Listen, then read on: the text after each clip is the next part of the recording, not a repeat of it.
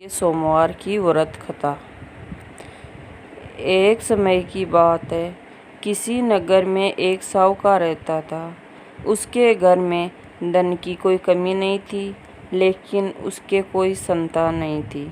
इस कारण वह बहुत दुखी रहता था। पुत्र प्राप्ति के लिए वह प्रत्येक सोमवार व्रत करता और पूरी श्रद्धा के साथ शिव मंदिर जाकर भगवान शिवजी और पार्वती जी की पूजा करता। उसकी भक्ति देखकर एक दिन माँ पार्वती प्रसन्न हो गई और भगवान शिव से उस साहूकार की मनोकामना पूर्ण करने का आग्रह किया।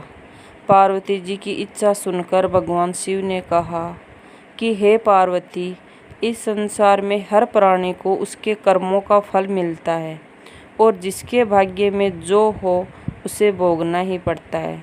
लेकिन पार्वती जी ने साहूकार की भक्ति का मान रखने के लिए उसकी मनोकामना पूर्ण करने की इच्छा जताई। माता पार्वती के आग्रह पर शिवजी ने साहूकार को पुत्र प्राप्ति का वरदान तो दिया, लेकिन साथ ही यह कहा कि उसके बालक की आयु केवल 12 वर्ष होगी। माता पार्वती और भगवान शिव की बातचीत को साहूकार सुन रहा था। उसे ना तो इस बात की खुशी थी और ना ही इसका कोई दुख। वह पहले की भांति शिवजी की पूजा करता रहा। कुछ समय बाद साहूकार के घर एक पुत्र का जन्म हुआ। जब वह बालक 11 वर्ष का हुआ तो उसे पढ़ने के लिए काशी भेज दिया। साहूकार के पुत्र के मामा को बुलाकर उसे बहुत सारा धन दिया और कहा कि तुम इस बालक को काशी विद्या प्राप्ति के लिए ले जाओ और मार्ग में यज्ञ कराना। जहाँ भी यज्ञ कराओ वहाँ ब्राह्मणों को भोजन कराते और दक्षिणा देते हुए जाना।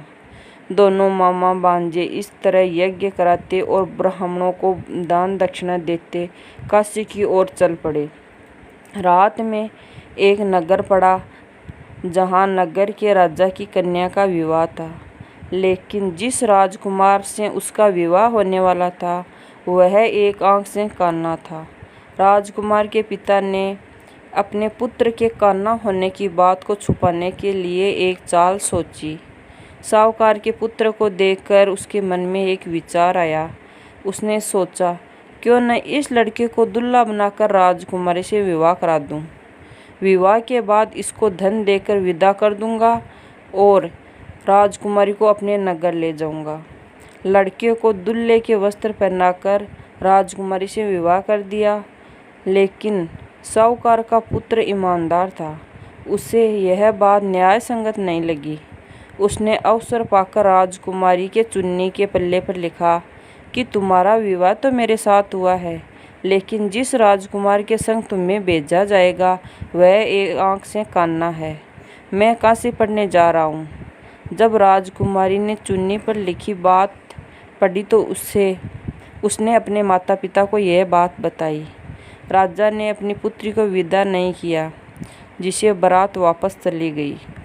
दूसरी ओर साहूकार का लड़का और उसका मामा काशी पहुँचे, जहाँ जाकर उन्होंने यज्ञ किया। जिस दिन लड़के की आयु 12 साल हुई उसी दिन यज्ञ रखा। लड़के ने अपने मामा से कहा कि मेरी तबीयत कुछ ठीक नहीं है। मामा ने कहा कि तुम अंदर जाकर सो जाओ।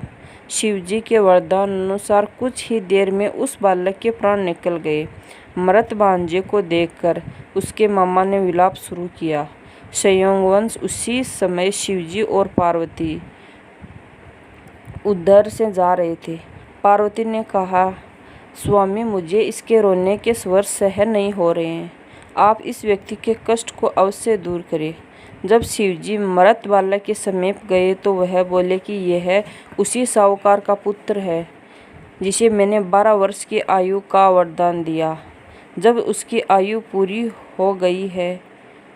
हो चुकी है, लेकिन मातृ भाव से विभोर माता पार्वती ने कहा कि हे महादेव, आप इस बालक को और आयु देने की कृपा करें, अन्यथा इसके वियोग में इसके माता पिता भी तड़प तड़प कर मर जाएंगे। माता पार्वती के आग्रह पर भगवान शिव ने उस लड़के को जीवित होने का वरदान दिया। शिवजी की कृपा से वह लड़का जीवित हो गया। शिक्षा समाप्त करके लड़का मामा के साथ अपने नगर की ओर चल दिया। दोनों चलते हुए उसी नगर पहुँचे जहाँ उसका विवाह हुआ था। उस नगर में उन्होंने यज्ञ का आयोजन किया। उस लड़के के ससुर ने उसे पहचान लिया और महल में ले जाकर उसकी खूब खातिरदारी की और अपनी पुत्री को विदा किया।